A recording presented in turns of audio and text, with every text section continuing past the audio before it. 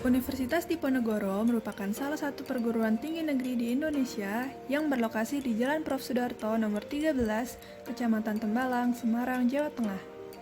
Universitas Diponegoro didirikan pada tahun 1957 dan saat ini telah memiliki 11 fakultas dengan 59 program studi sarjana, 38 program studi magister, dan 15 program studi doktor.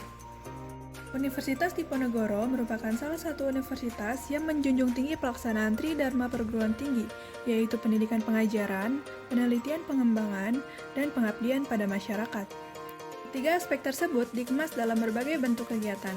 Salah satu bentuk kegiatan yang dilaksanakan oleh Universitas Diponegoro ialah Kuliah Kerja Nyata. Kuliah Kerja Nyata atau KKN merupakan program tahunan yang dilaksanakan oleh mahasiswa program sarjana. Tujuan dari KKN salah satunya yaitu untuk meningkatkan empati dan kepedulian mahasiswa kepada masyarakat, serta membantu pemerintah dalam mempercepat laju pembangunan untuk meningkatkan kesejahteraan masyarakat. KKN tahun ini sangatlah berbeda dari tahun sebelumnya akibat terjadi pandemi COVID-19 di Indonesia. Hal ini mengakibatkan semua aktivitas, salah satunya bidang akademik, menjadi serba daring. Karena itu, KKN tahun ini dikemas dalam bentuk yang berbeda yang dilaksanakan di kampung halaman masing-masing mahasiswa atau disebut KKN Pulang Kampung. Salah satu lokasi KKN dilaksanakan di Kota Bekasi yang terletak di Provinsi Jawa Barat.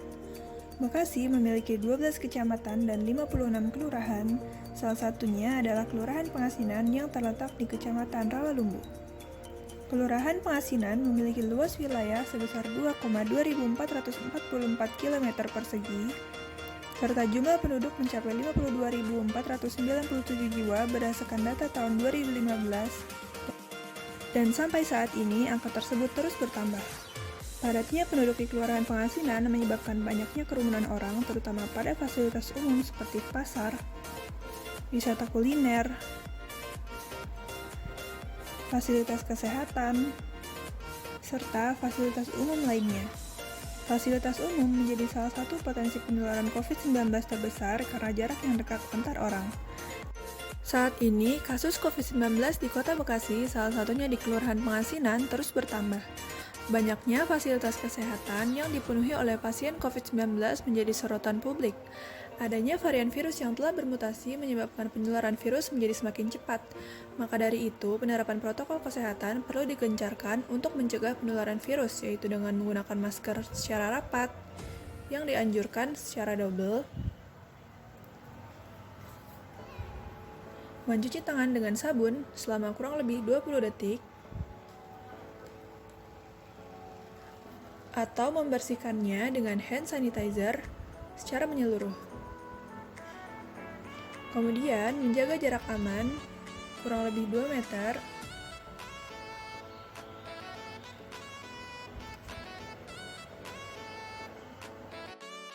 dan hindari keramaian atau kerumunan orang dengan tidak mengunjungi tempat-tempat yang ramai seperti mal, pasar, pesta jika tidak berkepentingan. Sosialisasi ini dilakukan dalam bentuk pemasangan spanduk dan poster di lokasi yang strategis yang banyak dilalui warga, sehingga diharapkan warga dapat membaca dan memahami pentingnya penerapan protokol kesehatan.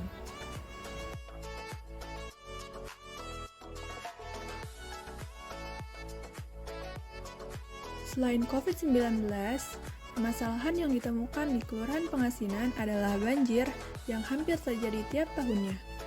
Banjir adalah bencana alam yang terjadi ketika aliran air yang berlebihan merendam daratan. Secara geografis, Kelurahan Pengasinan terletak di dataran yang rendah dan dikelilingi oleh dataran tinggi seperti Bogor dan Bandung. Aliran air mengalir dari dataran tinggi menuju ke dataran rendah. Ketika musim hujan, curah hujan di dataran tinggi umumnya lebih tinggi dan debit air akan lebih banyak yang akan mengalir dan terakumulasi pada dataran rendah. Jika sudah mencapai titik jenuhnya, air akan mengenang pada dataran rendah atau disebut overflow dan terjadilah banjir di dataran rendah. Kasus ini terjadi pada Kota Bekasi, salah satunya Kelurahan Pengasinan, sehingga rentan terjadi banjir.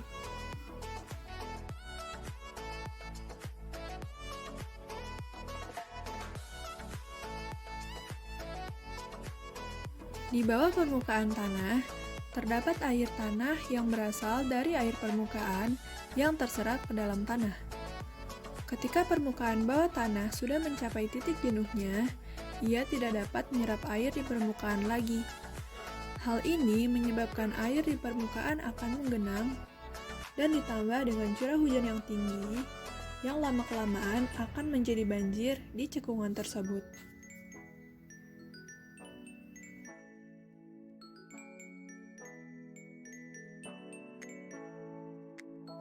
Padatnya penduduk di Kelurahan Pangasinan menjadikan hampir seluruh wilayah di kelurahan ini didominasi oleh pemukiman.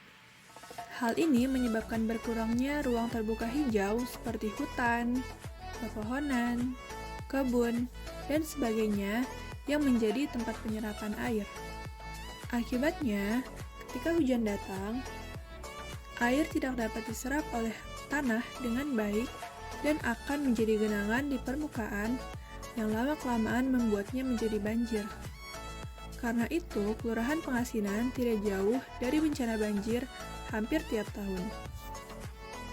Selain faktor alam, potensi banjir juga dapat diakibatkan oleh perilaku manusia yang belum menjaga lingkungannya secara maksimal, seperti tidak membuang sampah pada tempatnya, menebang pohon sembarangan, penggunaan air tanah secara berlebihan yang menyebabkan penurunan muka tanah, dan penyebab lainnya. Faktor manusia ini menyebabkan Kelurahan Pangasinan menjadi semakin berpotensi banjir dan memperparah keadaan ketika terjadi banjir. Air menjadi kehilangan tempat penyerapannya dan hanya dapat tergenang di permukaan begitu saja.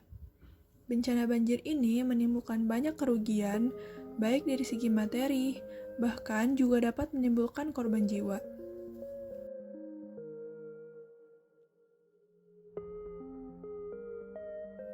Pembuatan portal daerah rawan banjir dilakukan untuk membantu masyarakat Kelurahan Pangasinan agar lebih sadar dan peka terhadap daerah rawan banjir di Kelurahan Pangasinan.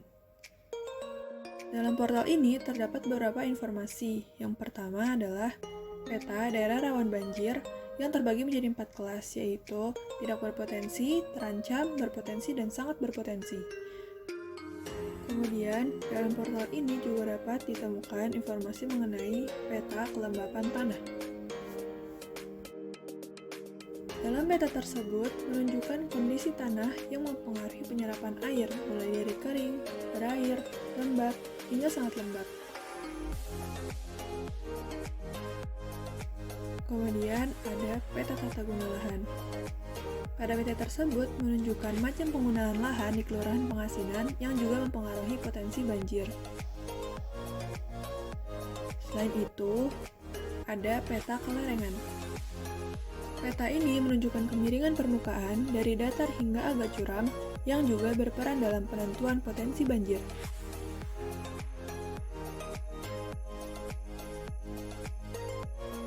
Dalam portal ini juga disajikan beberapa data statistik.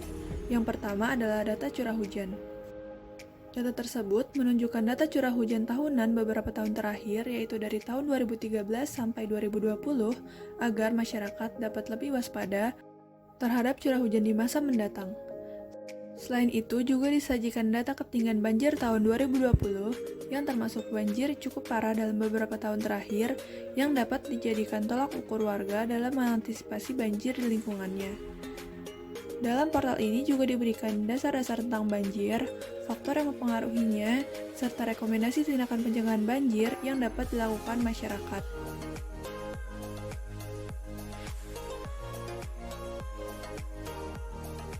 Sebagai warga Pangasinan, menurut saya, kesadaran masyarakat akan protokol kesehatan di daerah Pangasinan sudah cukup tinggi. Namun, ada beberapa warga yang masih perlu edukasi tentang protokol kesehatan. Dengan adanya pemasangan poster dan spanduk di tempat-tempat yang strategis, membantu warga Pangasinan untuk lebih mematuhi protokol kesehatan dan selalu ingat kapannya. Dari keseluruhan program kerja Tim 2 KKN Universitas Diponegoro tahun 2021 yang telah dilaksanakan, diharapkan dapat membantu Indonesia, terkhusus Kelurahan Pangasinan, untuk menjadikannya lebih baik dari segi pembangunan maupun pemberdayaan masyarakatnya. Harapannya, kondisi pandemi COVID-19 di Kelurahan Pangasinan dapat terus berkurang, serta bencana banjir yang hampir terjadi tiap tahunnya semakin membaik dari sebelumnya.